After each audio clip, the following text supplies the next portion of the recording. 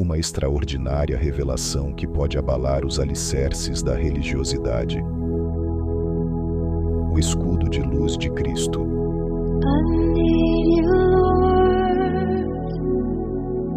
Começa com uma semente que germinada se transforma em uma muda. Plantada, regada e cuidada com amor e carinho, cresce e se transforma em uma bela e forte árvore. Assim é a vida de todo e qualquer elemento da criação. Desta forma se processam todos os elementos da natureza que se inserem com vida na trajetória da grande obra que é o existencialismo. Tudo obedece a um cronograma pré-estabelecido que segue uma regra universal. Com uma árvore que se posta adulta, é a mesma coisa seguindo a mesma regra. Todo um processo inerente à natureza ocorreu para que o seu desenvolvimento atingisse o ápice. Passou por fases de falta d'água no solo, excesso de chuvas, calor, frio, rajadas fortes de ventos, tempestades e raios. Levou um longo tempo desde a semente germinada, plantada e cuidada até se transformar em uma majestosa árvore. Hoje é um oásis sereno para o abrigo de aves, um sombrear refrescante para criaturas do solo, peregrinos, e para o passar de almas combalidas e desabrigadas no mundo. O mesmo ocorre dentro da narrativa que envolve a extraordinária revelação que vem logo a seguir. Começa com uma semente, em um início, um meio e um fim. Também levou um longo tempo para um desmembramento compreensivo. Estejam prontos para uma impactante viagem. Apertem o cinto, segurem-se bem, pois vai haver solavancos e tropeços, mas não há nenhum perigo. Sigam comigo nesta impactante e envolvente narrativa. Esta revelação teve início em 2010 como uma semente germinada. Estamos agora no meio da segunda década do século XXI, portanto um período longo para um acontecimento dessa natureza. 15 anos se passaram para que houvesse amadurecimento, reflexão e uma tomada de decisão consciente sobre este delicado e sutil evento. Um fenômeno único. Estou levando um pouco de conforto para todos aqueles poucos que estiveram envolvidos neste drama, bem como para aqueles que acolheram com confiança o exemplar que acabou lhes proporcionando um benefício que só os mesmos são capazes de reconhecê-lo. Externo aqui, o meu profundo sentimento de gratidão aos envolvidos nesta epopeia. Tudo começa da seguinte forma. 2 anos antes de 2012, movido por curiosidade e ímpeto de realizar uma atividade nova, comecei a observar os agroglifos nos campos de plantações no sul da Inglaterra. Esse fenômeno passou a ser mundialmente conhecido e, a princípio, despertou a curiosidade de todo o mundo, chamando muito a atenção da comunidade científica que não tinha uma explicação para o fenômeno. Ninguém entendia o que ocorria e o porquê do acontecido insólito. Muitas teorias foram elaboradas, mas nenhuma tinha a concordância de todos. Atribuíam a tais fatos tentativas de extraterrestres procurando se comunicar com os humanos, mas ninguém sabia o que os agroglifos significavam de fato. O que é certo é que o fenômeno tem ciclos, anos mais, outros menos, mas estão lá se repetindo constantemente até nos dias de hoje. O curioso é que este fenômeno tem acompanhado a humanidade desde o início de sua existência, segundo teorias. No início e na antiguidade, o fenômeno aparecia em formas de petróglifos, isto é, registros em pedras, troncos de árvores e desenhos em areias. Nos tempos atuais, continua intrigando o público, porém a comunidade científica não mais se envolve no caso, pois há muitas dúvidas. O fenômeno ocorre sempre à noite e são feitos em campos de plantações de trigo, cevada, milho e outros em questão de minutos e horas. São desenhos geométricos complexos, enormes, bem elaborados e não deixam marcas como rodas ou esteiras de tratores, nem mesmo pegadas humanas na periferia de cada desenho. Isto ocorre até nos dias de hoje, constituindo um evento controverso, Alguns estudiosos sensacionalistas acham que se tratam de cartões de visita de civilizações de universos paralelos, mundos invisíveis, ou de extraterrestres que estão dizendo: olhem, vocês não estão sozinhos no universo. Existimos aos montes em toda parte, e aqui estamos deixando as nossas saudações. Foi registrado até um fato muito curioso envolvendo estes agroglifos que chamou muito a atenção. Relataram que algumas pessoas entravam no interior de alguns destes desenhos e sentiam um bem-estar prolongado, ficando horas ali, quietos, curtindo o fenômeno. Em outros destes desenhos, as pessoas, ao adentrarem os mesmos, sentiam um mal-estar estranho, chegando a vomitar, passar mal e se retiravam rapidamente do interior destes. Tudo isto parece ter a mão humana e a intenção para dar sensacionalismo ao evento. Não se descarta a possibilidade de uma farsa bem arquitetada, criada com algum mote promocional. Isto é o que alegam algumas pessoas. Alguns estudiosos chegaram a afirmar que o bem-estar e o mal-estar poderiam ocorrer devido a algum tipo de radiação remanescente após a realização dos desenhos por entidades. Segundo relatos, em alguns casos, luzes foram vistas à noite, circulando sobre as plantações, antes dos desenhos serem produzidos. Todo esse fenômeno parece ser uma criação da mente e da mão humana, aproveitando-se, sobretudo, dos menos esclarecidos. É de conhecimento das pessoas mais bem informadas que o fenômeno, que inicialmente parecia inquietante, pode não passar de uma grande farsa. Existem diversos grupos de circle makers, ou seja, desenhistas especialistas nesse tipo de arte, de vários países, que competem entre si na criação desses desenhos com a conivência de fazendeiros, os quais obtêm algum lucro. No início, parecia algo fantástico, mas depois veio à tona a verdade sobre muitos desses desenhos, nos quais a presença dos makers foi constatada. O que está evidente de fato é que muitos desses agroglifos não têm a mão humana e constituem um aparente mistério. Apesar disso, esse evento me deixou entusiasmado e me motivou a utilizar os desenhos, que são de domínio público, para criar uma geometria decorativa, tamanha a beleza e a complexidade das formas. Assim, comecei a desenvolver uma arte que é, talvez, única em todo o mundo. A arte de copiar os agroglifos em tecidos, que chamo de panderas. São tapeçarias decorativas muito belas, que conferem charme aos ambientes onde são expostas. Produzi esse material durante 2 anos como hobby, mas com o intuito de comercializá-lo no futuro. Fiquei tão absorto quanto entusiasmado com a execução dessa arte que não tive tempo, nem me preocupei em encontrar formas de vendê-la. Cheguei a produzir mais de 200 de panderas, cada um diferente do outro. Todas as paredes da minha casa, que é enorme, foram decoradas com essa modalidade de arte. Pouquíssimas pessoas da minha cidade tiveram acesso visual a essas obras. Esses desenhos distribuídos nas plantações chamaram a atenção de muitas pessoas ao redor do mundo. Movidas pela curiosidade, muitas delas foram até lá para observar de perto esse fenômeno inusitado. A ciência se debruçou sobre o tema para estudar como surgiram e que significado apresentavam.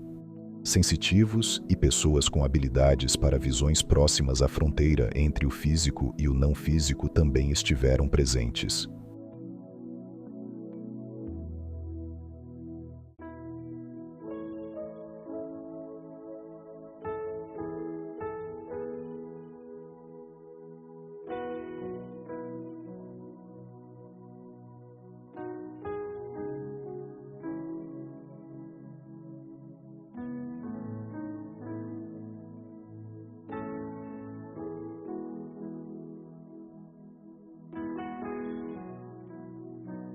Os mínimos detalhes e seus mais estranhos formatos foram todos transferidos para os panderas.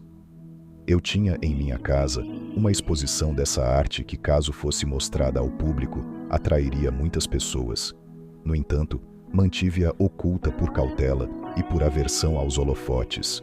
Mais uma etapa da minha longa e quase incontável lista de criações está se completando.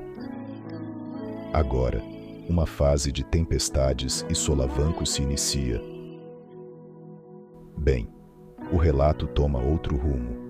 No início de 2012, comecei a frequentar um santuário espiritualista muito famoso em uma cidade próxima a Brasília, que era, na época, visitado por mais de 5.000 pessoas todos os fins de semana. Na ocasião, era um ambiente sério, procurado por muitas pessoas, 85% de estrangeiros e 15% de brasileiros. O que me levou a visitar esse santuário foi uma situação especial, visto que na época eu precisava de ajuda espiritual para minha esposa, que estava muito doente. Eu, porém, não tinha o hábito de frequentar locais dessa natureza. Antes de iniciar, de fato, este relato, quero me identificar. Meu nome é Pi Nat. Sou autodidata em algumas áreas da ciência e das artes. Não busco promoção nem reconhecimento. Minha área de conforto predileta é o anonimato e o recolhimento. Tenho pouquíssimos amigos e poucos conhecidos. Sou uma pessoa estoica, centrada em ciência, filosofia, cultura geral, cosmologia e o desconhecido. Esquivo-me dos holofotes, pois estes ofuscam meu olhar pensante. Frequentei a universidade como uma pessoa comum, mas não precisei de professores para minha trajetória de vida, pois sempre tive determinação forte e uma vontade ferrenha de realizar as coisas, por mais difíceis que parecessem.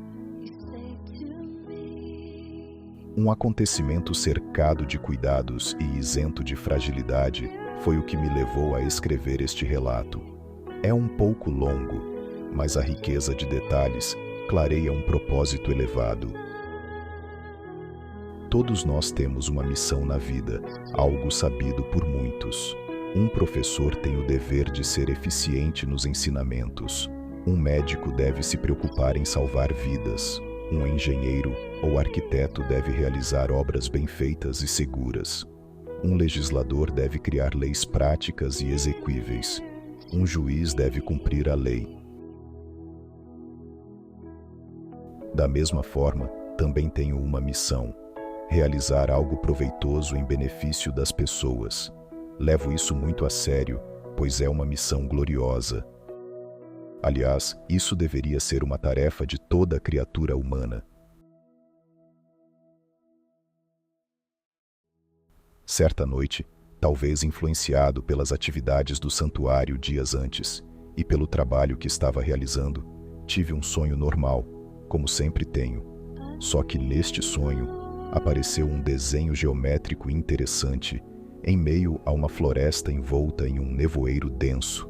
No sonho, tive dificuldade em visualizar de forma clara todo o conteúdo de uma imagem que lá estava.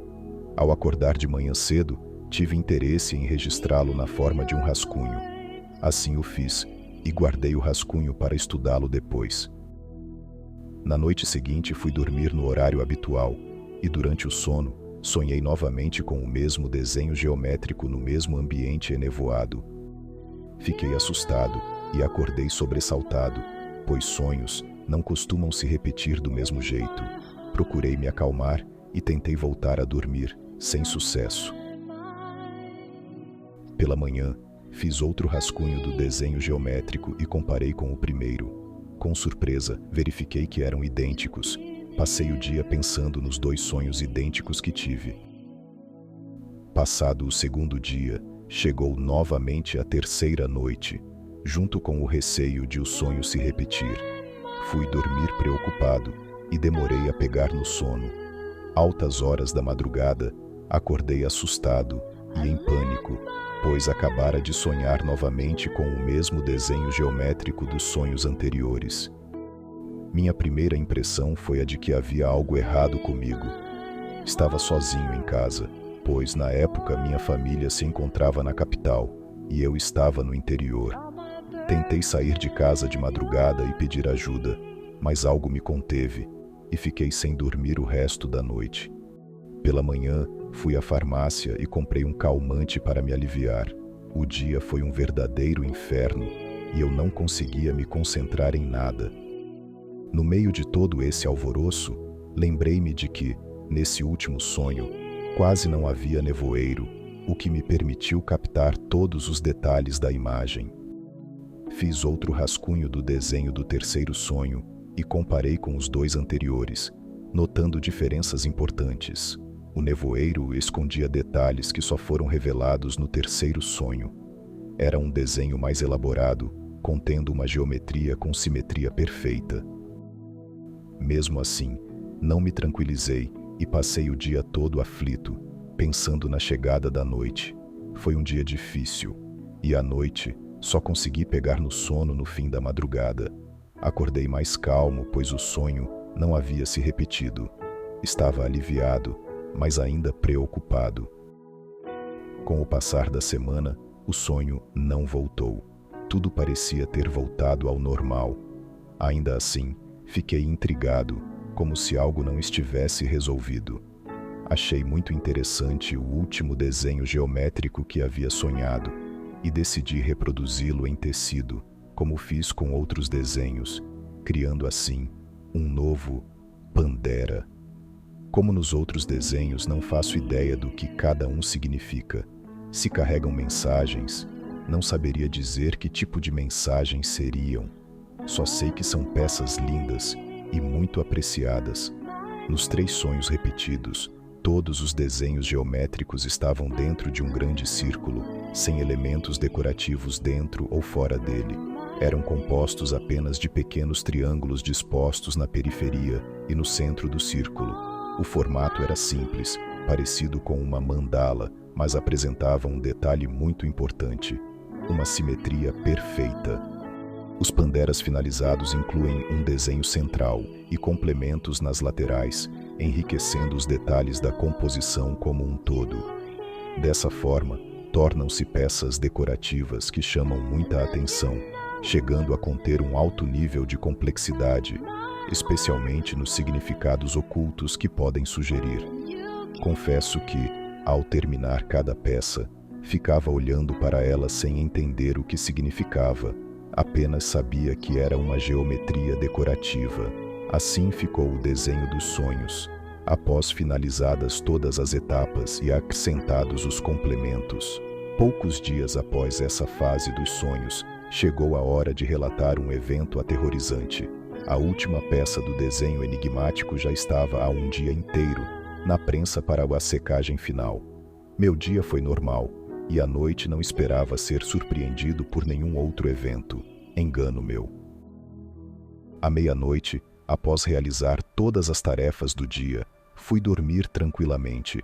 Durante a madrugada, comecei a ouvir um barulho leve e baixo de passos na laje do primeiro piso da minha casa, que é grande e possui 2 andares.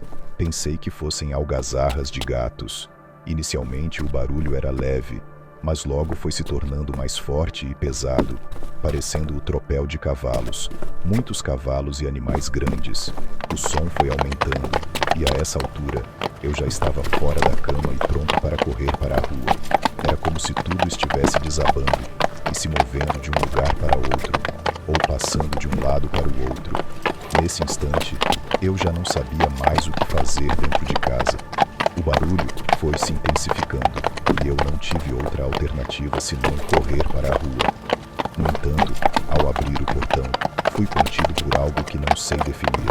Após alguns minutos voltei para dentro de casa e percebi que o barulho diminuía, até desaparecer lentamente.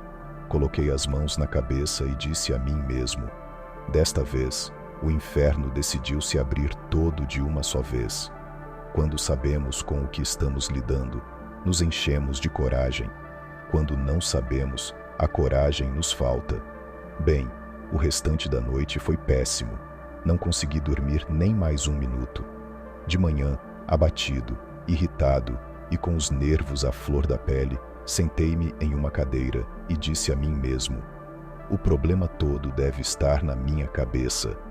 Fiquei desanimado, como um cachorro castrado. Abri o portão e fui até a rua respirar um pouco de ar fresco.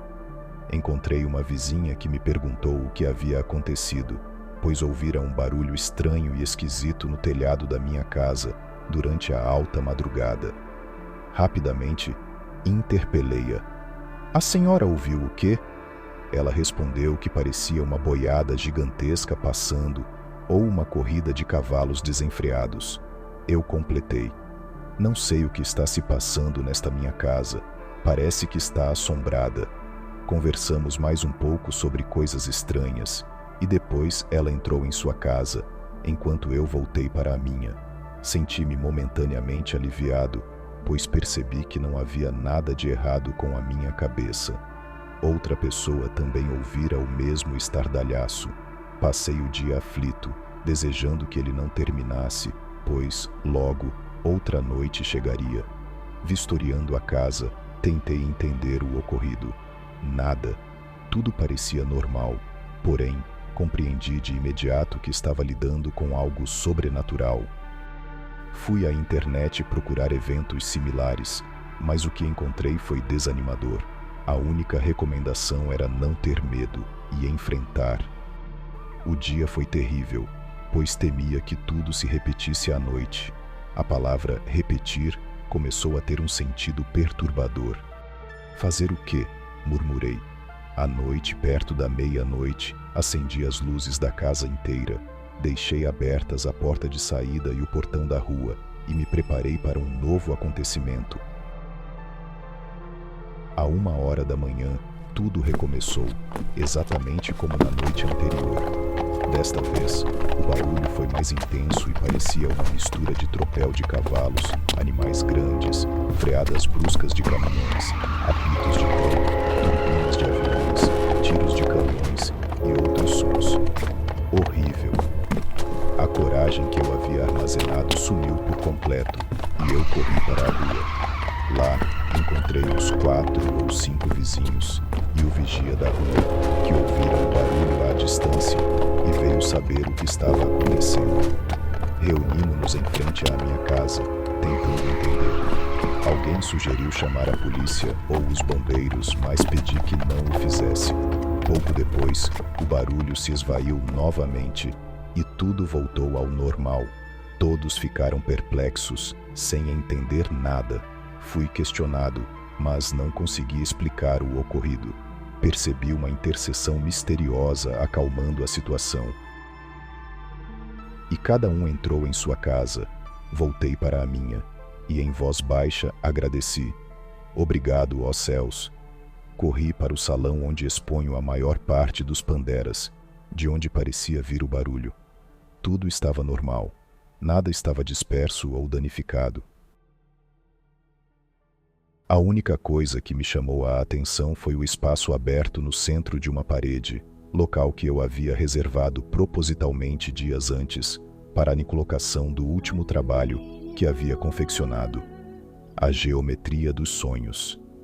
Instintivamente, desci apressado à oficina de trabalhos, retirei rapidamente da prensa o trabalho que estava lá há 2 dias, subi com ele para o salão e o coloquei no espaço deixado, completando assim todo o espaço disponível para a exposição. Fiz tudo isso como se estivesse sendo impelido por algo a fazê-lo inconscientemente.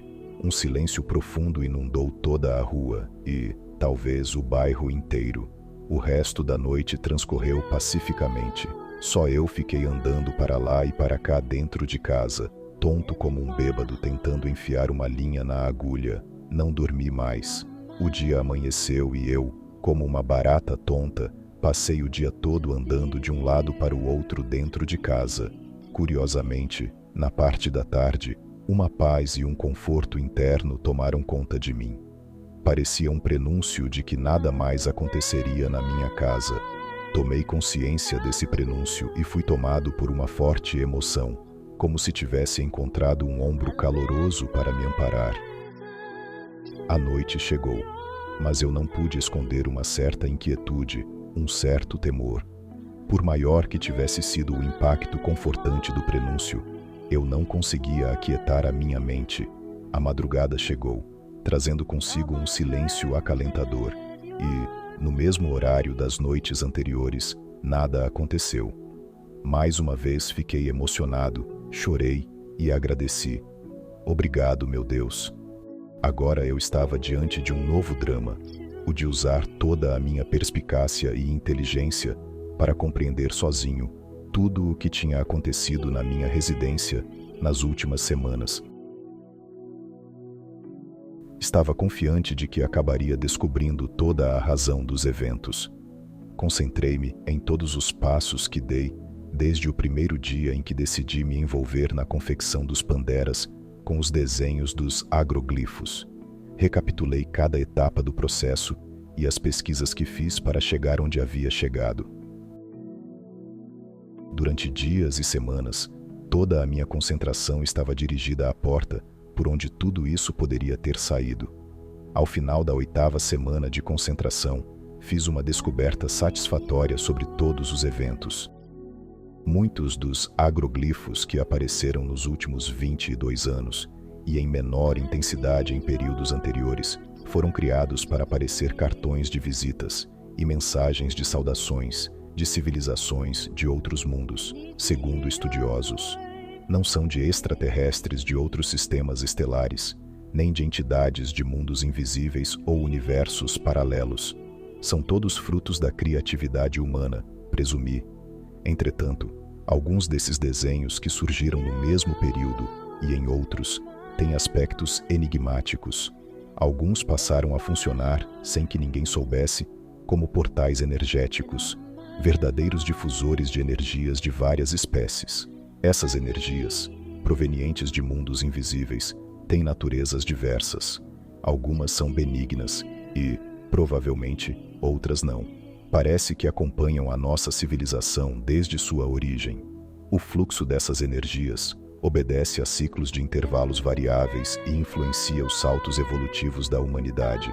As energias que fluem desses agroglifos, criados por entidades desconhecidas ou por humanos, emergem como grandes vórtices, atingem a estratosfera e se dispersam sobre a Terra como um guarda-chuva.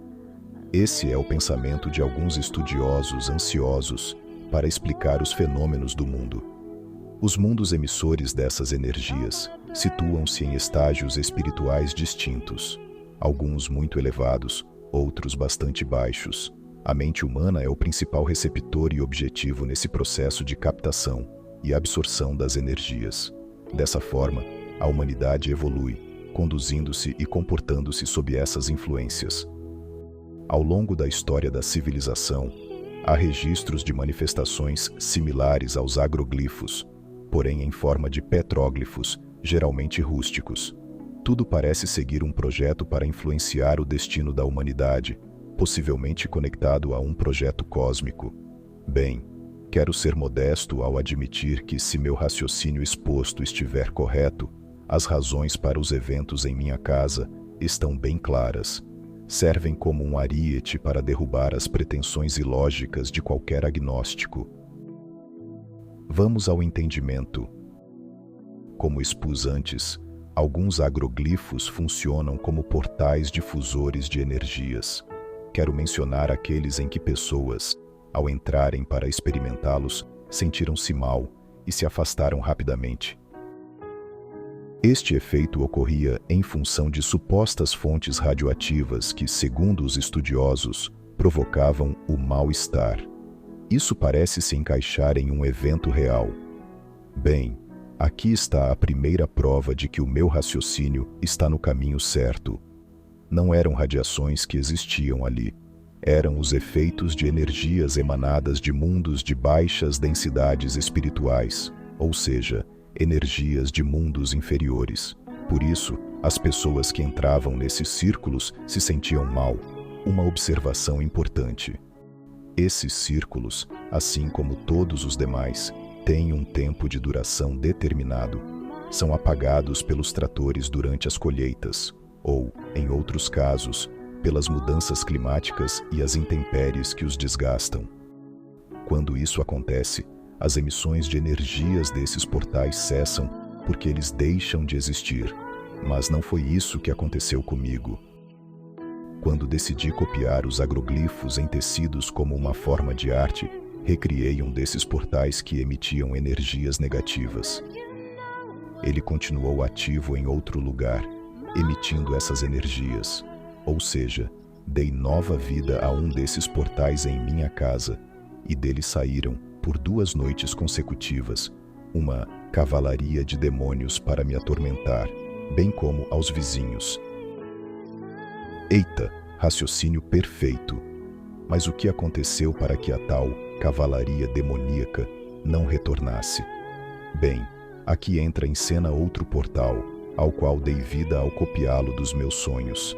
Desta vez, um portal de energia branca, ou seja, energia de luz. O último Pandera, um escudo de luz. Como mencionei anteriormente, nossa mente é o receptor ativo e o objetivo das energias desses vários mundos invisíveis. As energias benignas de um desses agroglifos que recriei em tecido alcançaram minha mente. Dias antes, essas energias me orientaram bondosa e pacientemente por meio de 3 sonhos consecutivos, para que eu criasse um portal capaz de anular os efeitos nocivos dos portais de energias negativas que eu havia ativado na minha casa. Foram 3 sonhos seguidos, com o mesmo desenho geométrico. Oh céus! Foi um aviso preventivo muito eficiente que funcionou. Uma prova de que eu estava bem acompanhado. Houve uma interseção do alto, um desenho feito num campo, na forma de um círculo ou figura geométrica, parece trazer um aviso. Olhem, vocês não estão sozinhos. Nós existimos.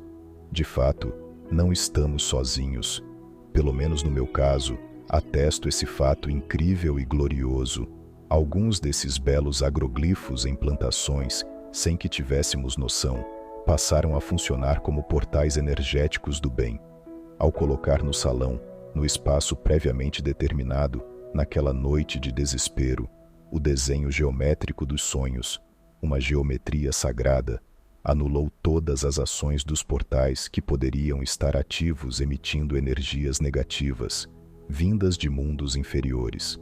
A geometria sagrada funcionou como um escudo de luz, para minha surpresa. Essa foi uma experiência inesquecível, que terá reflexos positivos no futuro.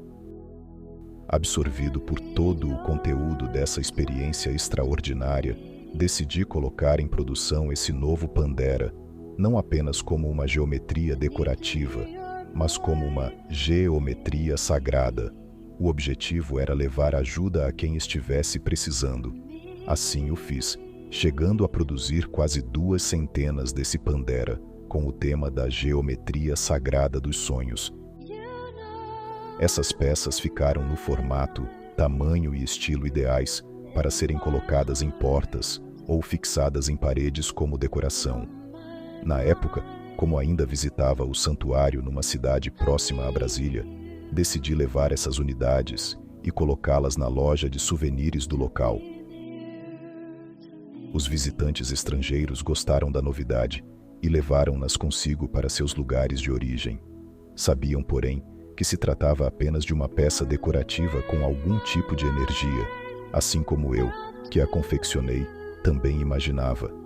Meses depois, uma nova administração assumiu a loja e decidi suspender o fornecimento dessas peças, bem como a produção delas. Fiquei apenas com cerca de 1 dúzia delas em casa. Mantenho, contudo, a peça original, maior que as demais, exposta junto à coleção completa de todos os outros Panderas que possuo. Curiosamente, nenhuma peça foi vendida. Não sei a razão. Então, parei a produção de novos Panderas, talvez por falta de inspiração. Dediquei-me a outras atividades. Passaram-se alguns anos, e todo esse material ficou comigo, guardado e bem preservado. Uma noite, entretanto, um evento com reflexos posteriores aconteceu. Saí para ir a um supermercado próximo à minha casa. Na volta, enquanto caminhava pela calçada, notei que uma vizinha estava entrando num carro, chorando quase descontrolada.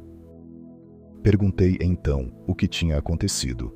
Ela, com um pouco de dificuldade, Disse que estava indo ver a sua filha em uma cidade do litoral, que, segundo atestara o médico da família, padecia de um câncer com potencial de se alastrar pelo corpo todo. Eu me comovi com a situação e pedi que ela esperasse um pouco. Entrei rapidamente em casa e logo saí com um dos panderas, o da geometria sagrada, ou seja, o desenho dos sonhos. Entreguei-o a ela e pedi que o colocasse na parede do quarto da filha, de frente para a menina da cama, e orasse pela sua cura. Expliquei-lhe que não dissesse à filha o significado da geometria, pois nem mesmo eu sabia exatamente o que significava. Ela agradeceu, entrou no carro e partiu em direção ao litoral. Eu senti uma sensação estranha que não sei como descrever. Parecia que algo de bom iria acontecer, mas eu não sabia o que. Bem, o tempo foi passando, e eu, com outros tipos de trabalho, fui levando a vida. Passados uns 20 dias desse fato, encontrei a senhora vizinha em frente à sua casa e perguntei sobre a filha. Ela me respondeu que a filha estava bem, tinha melhorado e que, após passar pelo médico, este, surpreso, lhe dissera que o quadro regredira consideravelmente e que ela iria se recuperar. Eu fiquei em choque, desta vez paralisado e mudo, pois sabia perfeitamente o que tinha acontecido. O poder da geometria sagrada funcionara de novo. Primeiro, funcionou quando, por ocasião dos distúrbios em casa, cessaram logo depois que eu coloquei o pandera com a geometria sagrada original na parede, no local destinado a ele. Eu acreditava que algo de bom iria acontecer, e aconteceu. Pensei, se funcionou uma vez, poderia funcionar de novo. Assim aconteceu. Esse foi o segundo evento que produziu em mim uma mudança para que eu pudesse ver as coisas do mundo de forma diferente. Reforcei a crença na existência de um poder que está sobre a vida humana. Tudo o que nos acontece parece ser dirigido por um desígnio programado. Certamente, algo sobre nós, humanos, que nos controla e coordena de forma inteligente. Eu já estava experienciando uma outra visão sobre a vida. Comecei a recapitular todos os meus passos nos últimos anos e senti muito próximo a mim uma presença revestida de luz. Parecia que eu estava sendo um protagonista leigo em uma peça de um drama invisível. Bem, dias depois, voltei a falar com a vizinha e ela me disse que a sua filha estava curada. Eu fiquei em silêncio, presenciando apenas a felicidade e o alívio daquela senhora. Quase chorei de emoção. O tempo foi passando e, uns 6 meses depois, ocorreu outro evento. Dessa vez, ao passar em frente à casa de uma outra vizinha, ouvi dela o lamento de que não havia paz em sua casa, pois todos os integrantes da família passavam o tempo todo se agredindo verbal e fisicamente. Ela manifestava a preocupação de que, em uma dessas discussões, pudesse ocorrer uma agressão física grave. Depois de ouvir seu desabafo, fiz como da vez anterior e fui em casa buscar outro pandera com a geometria sagrada. Fiz a mesma recomendação quanto ao significado e ao local de fixação e lhes entreguei a peça. Ela agradeceu, sem dar muita importância, e eu fui embora. Um mês depois, encontrei-a novamente e perguntei sobre a família. Ela me disse que não sabia o que tinha acontecido, mas todos estavam convivendo em paz. Pensei, mais um ato do drama invisível acabou de acontecer. Continuei com a minha vida sem entender quase nada de tudo o que havia acontecido.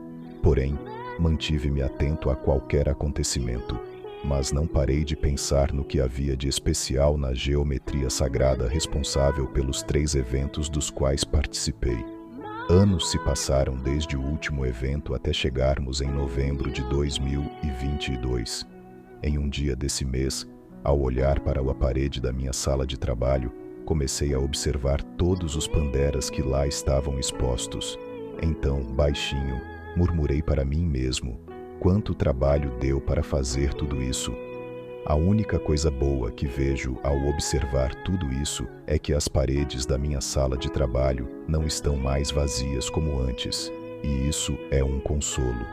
Comecei então a observar atentamente cada uma das peças que lá estavam, e são muitas. De repente, uma imagem atraiu a minha atenção. É a única que não é de minha autoria e que se encontra no meio de todas as demais que lá estão fixadas. É uma bela estampa de Jesus, pintada em tecido, que trouxe de Curitiba há mais de 20 anos e que mantenho comigo como uma lembrança valiosa. Ao lado dessa imagem, encontra-se uma das peças da geometria sagrada dos sonhos. Essas duas imagens, uma ao lado da outra, de repente passaram a funcionar como um ímã, concentrando a minha atenção. Não tem nenhuma relação entre si. São temas completamente diferentes, assim pensei. Parei um instante para observar melhor o círculo central da geometria. Contei os triângulos laterais, num total de 24. Concentrei-me no centro do círculo, onde 9 triângulos um pouco maiores que os da lateral formam um triângulo maior. Então, somei. 24 mais 9, igual a 33. Esse é o número de anos da existência de Jesus. Um número sagrado, pensei. Nesta obra geométrica, para somar um total de 33 triângulos, é necessário que os 9 triângulos centrais sejam um pouco maiores que os da lateral do círculo. Caso contrário, o desenho geométrico seria diferente, certamente apresentando uma quantidade diferente de triângulos. Dentre os 9 triângulos maiores, 3 são triângulos brancos, isto é, têm cor diferente de todos os demais. O que isso significa? Fui à internet pesquisar sobre toda a vida de Jesus, sua vida bíblica e não bíblica. Concentrei-me nessa pesquisa obstinadamente e, depois de alguns dias, cheguei a uma conclusão impactante. As duas imagens, uma ao lado da outra, têm relações entre si. A estampa de Jesus mostra-o em um de seus últimos momentos de vida, enquanto a geometria sagrada expõe os 33 anos de Jesus, mostrando todos os anos, um por um. A estampa é um registro temporal. A geometria sagrada é um registro atemporal. A estampa mostra Jesus no seu último ano de vida. A geometria mostra Jesus por completo, isto é, do seu primeiro ao 33º ano. Eureka! Os 24 triângulos menores retratam, ano a ano, a vida de Jesus como um ser humano com comportamento e sujeições comuns a qualquer humano. Os 9 triângulos maiores retratam, ano a ano, Jesus como um ser completamente diferenciado dos humanos comuns, um período de intensa iluminação e divinização. Dentre os 9 triângulos, 6 se destacam, mostrando a misticidade de Jesus. Os 3 triângulos brancos retratam, ano a ano, o esplendor de Jesus como um ser iluminado, uma criatura claramente divina. Assim, entendi que, do Pandera com a geometria sagrada retratando Jesus por inteiro, emanou uma energia luminosa capaz de atuar forte e eficientemente nos 3 eventos que testemunhei. A geometria sagrada é definitivamente um escudo de luz, o escudo de Cristo. Esse raciocínio esclarecedor me deixou tão contente, empolgado e entusiasmado que não tive outra alternativa senão ir rapidamente até a paróquia do meu bairro conversar com o pároco disponível. Enquanto eu fazia o relato, o padre pareceu ter sido tomado por algo, pois uma serenidade e uma paz tomaram conta de sua face, parando todos os seus movimentos e deixando-o como uma estátua. Ele não estava dormindo, estava tomado por algo elevado. No último momento em que estive com ele relatando o ocorrido, lembro-me do que ele disse. Minha nossa, rapaz, que coisa maravilhosa! Muita gente está tendo um benefício sem ter a menor ideia. Basta apenas acreditar. A fé é responsável por coisas incríveis como essa. O padre não desaprovou o que ouviu e não fez nenhum julgamento apressado. Apenas ficou surpreso e em silêncio. Não disse mais nada. Depois disso, senti-me aliviado, mais leve, e fui embora agradecido. Só eu e o padre da paróquia conhecíamos, até aquele momento, o significado do pandera com a geometria sagrada em evidência. Um escudo de luz, o escudo de Cristo, uma manifestação do sagrado aqui na Terra, e isso pode ser único em toda a Terra.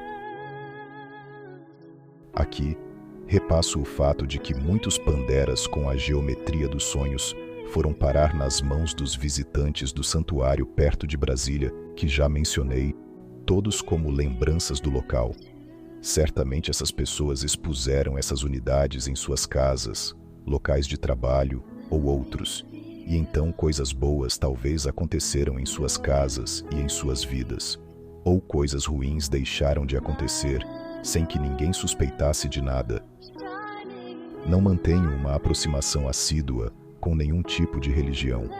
Sou um estoico racional, buscando sempre a compreensão de eventos através da ciência. Meu nível de conhecimento sobre espiritualidade é quase nulo. Por essa razão, passar por esses tipos de experiências incomuns foi muito doloroso para mim. Não tive suporte de sustentação nem amparo, e nada pude fazer a respeito. Lembro-me do que falei sobre a árvore, no início, quando houve escassez de água no solo e nada pôde ser feito. Senti um solavanco forte na minha estrutura de conceitos e uma luminosidade fraca de vela começou a surgir na minha mente. Pensei, há algo mais que preciso compreender.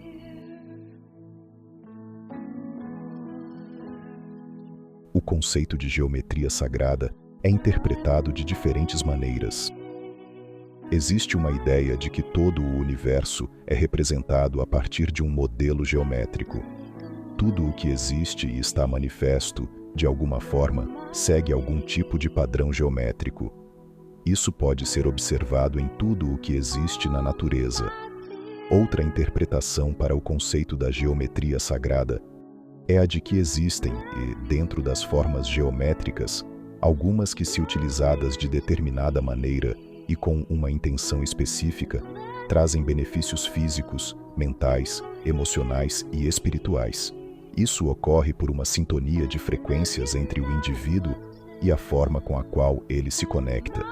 Essa visão também faz sentido porque, se a estrutura e o movimento das formas naturais seguem padrões que podem ser expressos através da geometria, e se esses padrões estão sintonizados com uma frequência natural e naturalmente harmônica, o indivíduo que se conecta com as formas geométricas básicas e se permite entrar na mesma frequência delas, deve receber os benefícios por estar em harmonia com o conteúdo geométrico e com a natureza. A geometria sagrada não é um produto da mente humana, é o desmembramento do conhecimento que temos da natureza. Nesse sentido, todo conhecimento é original da natureza e pode ser chamado de sagrado. Não há uma geometria sagrada e outra não sagrada. A construção das figuras geométricas revela uma série de relações interessantes com os fenômenos naturais.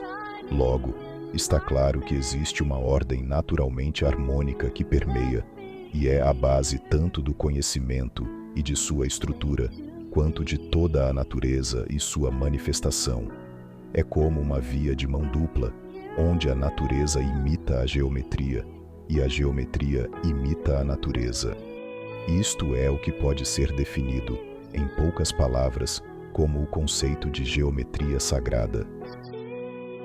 Nos eventos ocorridos que envolveram pessoas, a minha orientação foi a de que o pandera, com a geometria sagrada, fosse exposto em um lugar facilmente visível pelo que poderia representar. No instante em que a observação do conjunto geométrico passasse a ter um caráter contemplativo indutor, a formalidade geométrica intrínseca da natureza deixaria de ser representada em pura forma geométrica e, em seu lugar, surgiria, inconscientemente, o perfil da divindade que é atemporal, representada por Jesus, na totalidade dos seus 33 anos de vida, um por um. No transcorrer da contemplação, o formalismo geométrico perdeu o seu contorno de formas, e todo o conjunto geométrico se transformou em um escudo de luz. A frequência das vibrações tornou-se harmônica e então as pessoas receberam os benefícios. No caso do evento com traços do sobrenatural, que provocou uma anomalia sonora na minha casa, a sobrevida em um ou alguns dos portais de energia copiados dos agroglifos, a anulação de um provável e desconhecido perigo ocorreu não pela ação de contemplação, que não houve, mas pela ação natural do poder do escudo de luz, que atuou e repeliu o efeito das manifestações das energias, provavelmente de mundos inferiores. Sabemos que onde há luz, as trevas não penetram e são repelidas. A dispersão ou mesmo a anulação dos efeitos de manifestações não normais ocorre em situações onde existe disciplina espiritual em curso. Certamente deve ter sido isso o que ocorreu, pois na minha casa e família há um certo rigor espiritual sendo seguido. Análise aprofundada do escudo de Cristo. Uma análise mais de perto da geometria do escudo revela algo surpreendente do ponto de vista de coerência. Há uma interligação sutil da única figura geométrica dentro do círculo, que é o triângulo equilátero utilizado na composição geométrica. A quantidade dessa figura, somando 33, é mais enigmática do que parece à primeira vista ao examinar o desenho. Há um equilíbrio perfeito na disposição de cada triângulo dentro do círculo. 12 dessas figuras estão com os vértices voltados para o centro, e 12 estão voltados para fora. Isso tem um significado, e quer dizer o seguinte: as 12 figuras com os vértices voltados para o centro significam os 12 primeiros anos de vida de Jesus, nos quais ele mantinha sua ligação com a essência divina, origem de seu perfil, totalmente ativa face à sua divindade. As outras 12 figuras com os vértices voltados para fora significam os 12 anos seguintes de Jesus, em que incorporou uma fisionomia igual à dos humanos da época, estando sujeito a todas as mudanças e consequências comportamentais dessa fase da vida. O seu perfil, nessa fase, tinha muita similaridade com o comportamento humano. Era um adolescente e um jovem como qualquer um de sua época.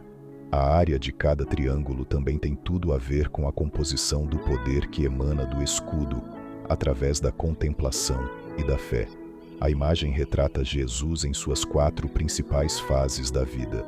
Os triângulos do centro, num total de 9, têm o ápice significativo, que são os 9 anos de maior expressão divina de Jesus aqui na Terra, como um ser humano único.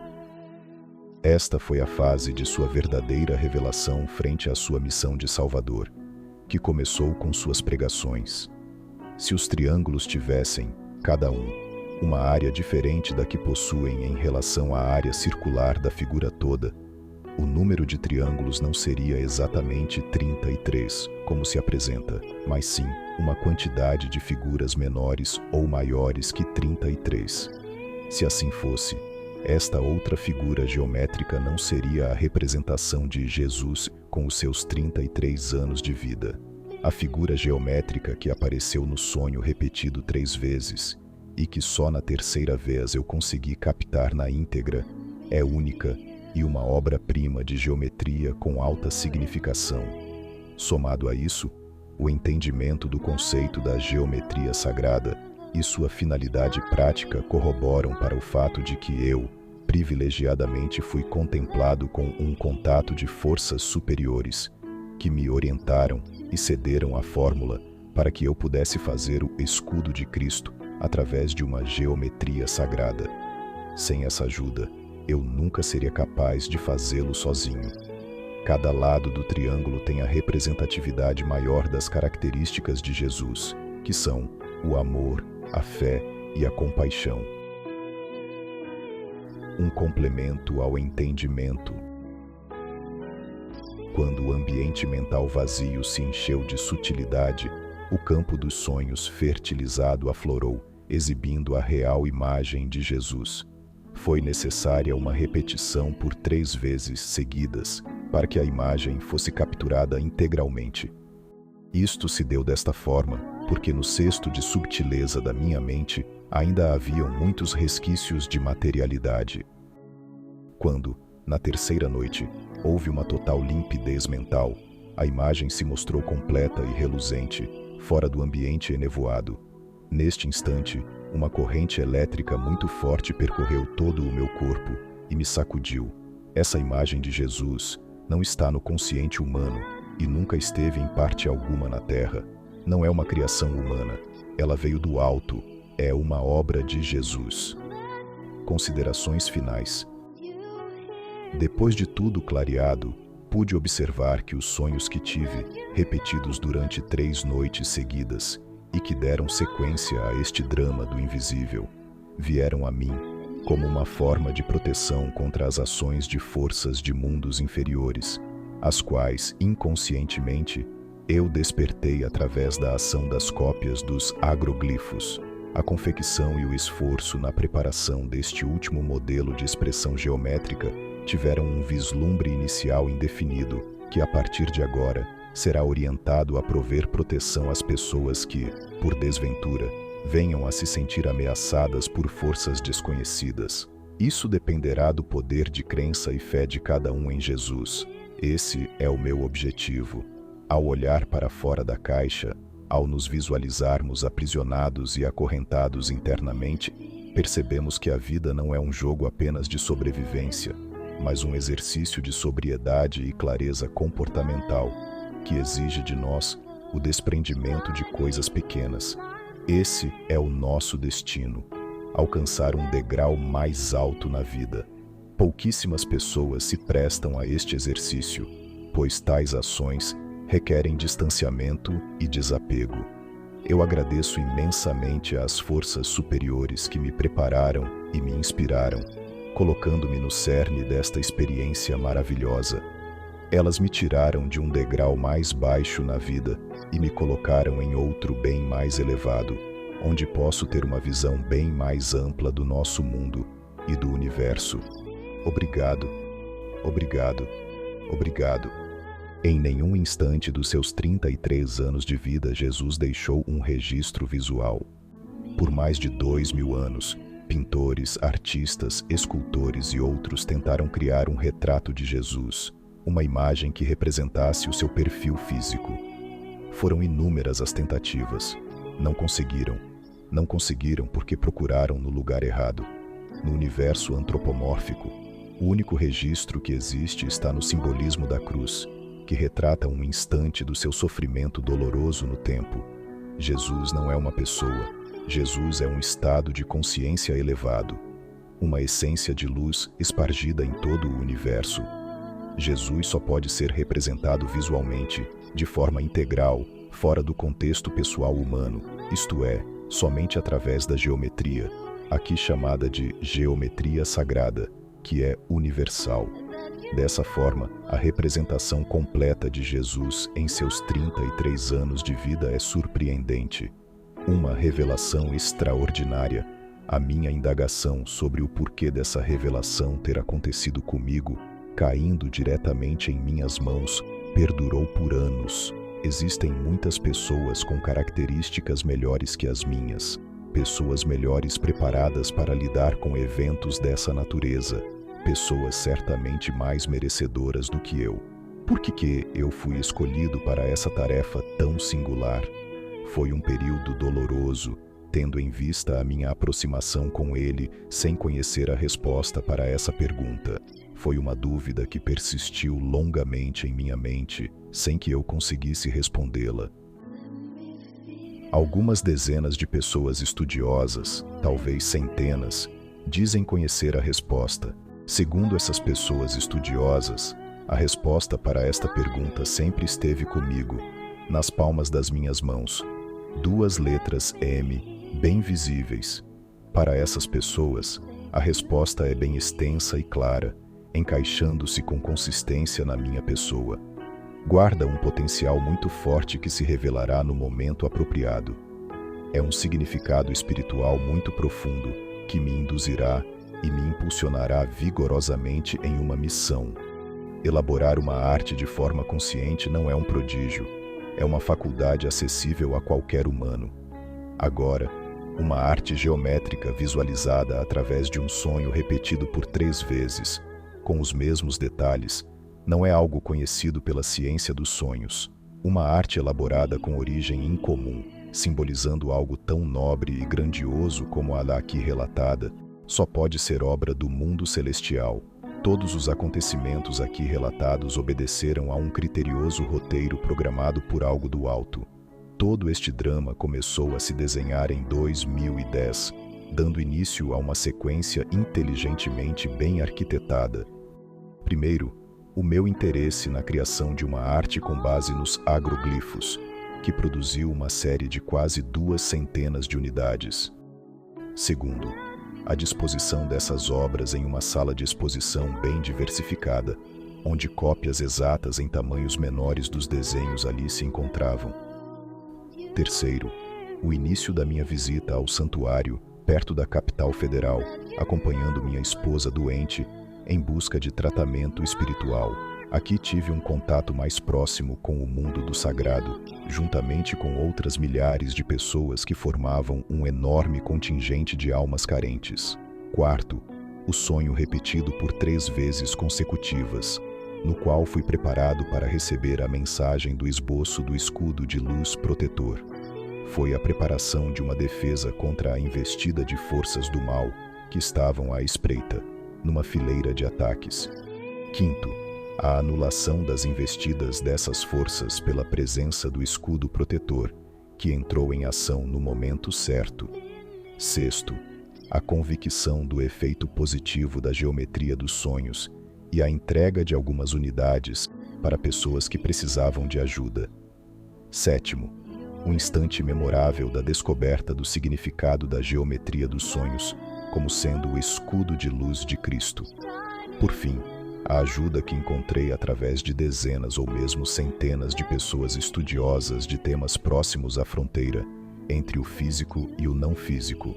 Elas, sem hesitação, me posicionaram diante de uma missão espiritual que por longos anos me acompanhou sem que eu tivesse ideia de sua importância e urgência.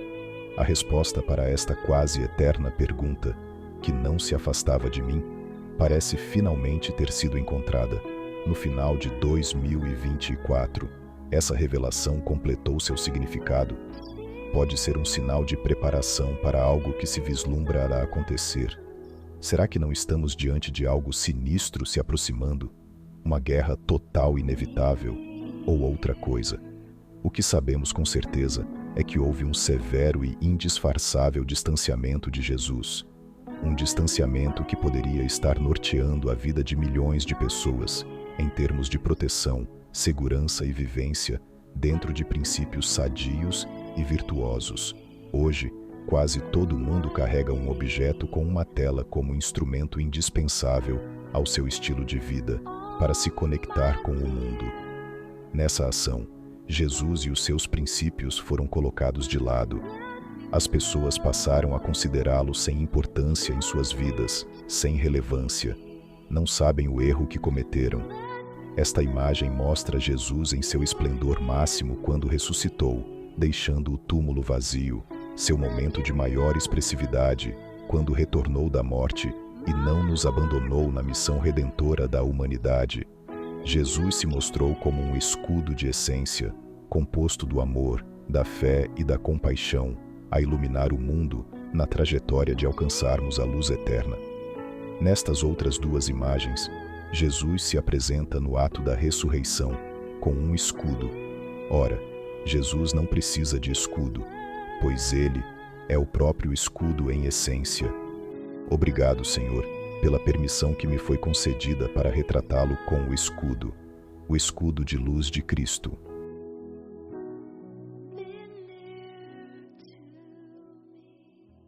O escudo de Cristo esparge luz com a essência de Jesus, composta do amor, da fé e da compaixão, representada através dos triângulos que constituem as fontes mais poderosas de todo o universo. Jesus não é uma pessoa. Jesus não é uma simples força, uma energia ou mesmo uma luz manifesta na natureza. Jesus é um estado de consciência divina, um bem coletivo inspirador, uma essência abrangente espargida em todo o universo, uma fonte de luz poderosíssima. Esta fonte se revela através do amor, da fé e da compaixão.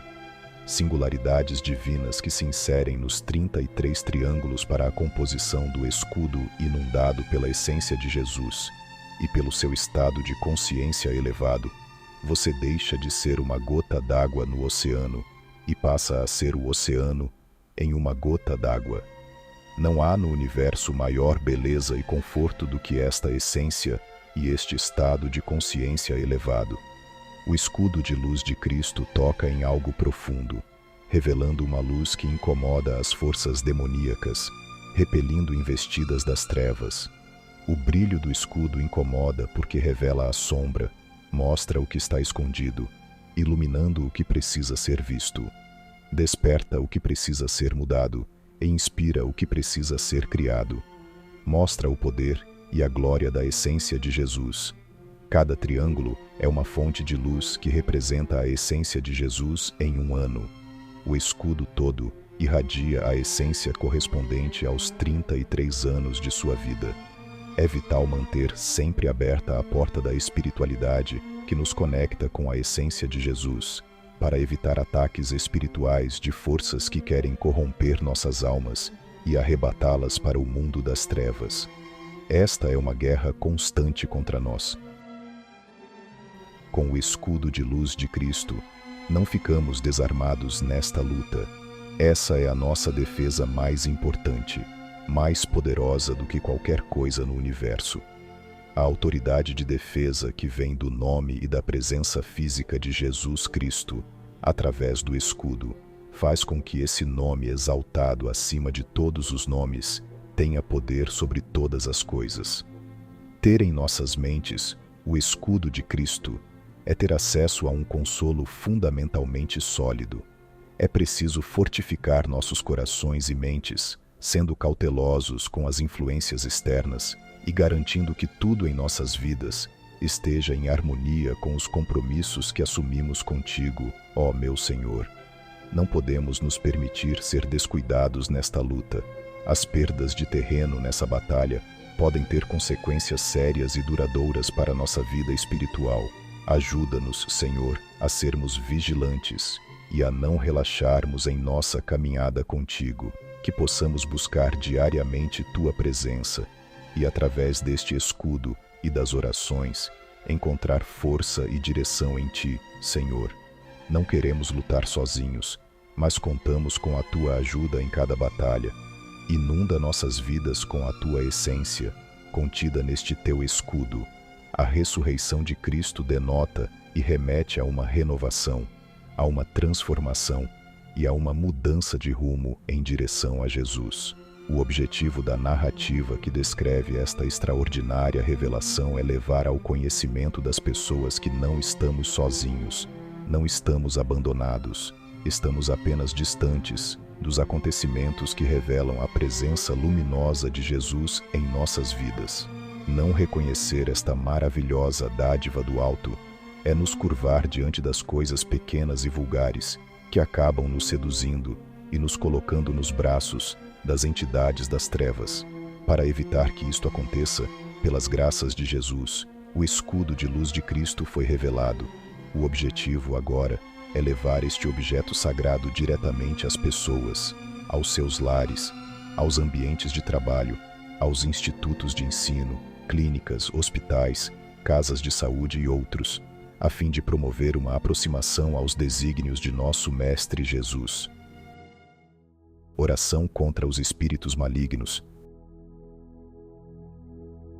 Feche os olhos, visualize o escudo de luz de Cristo e ore assim: Senhor Jesus, em teu nome santo e teu escudo de luz, expulsa todos os espíritos malignos, toda a presença das trevas e toda a influência negativa que tentem se estabelecer aqui. Que todas as forças do mal sejam banidas pela essência do teu amor, contida no teu escudo de luz, e pelo poder do teu sangue derramado na cruz. Peço que o teu Espírito Santo habite neste lar, trazendo paz, amor, alegria e santidade. Que a luz do teu escudo brilhe em cada canto desta casa e deste ambiente de trabalho, purificando-os de toda impureza e renovando-os com tua presença.